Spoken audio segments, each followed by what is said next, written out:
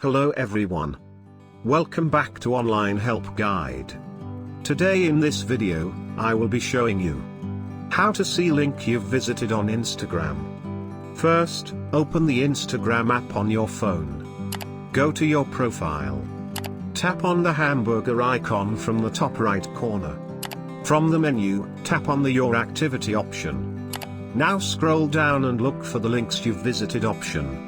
Once you find it, tap on it. And here, you will see all the links you've visited on Instagram. Thank you for watching Online Help Guide.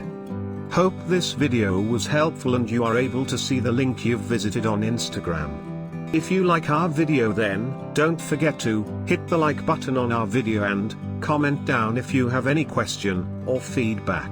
Also, if you are new to our channel, please subscribe and hit the bell icon to our channel.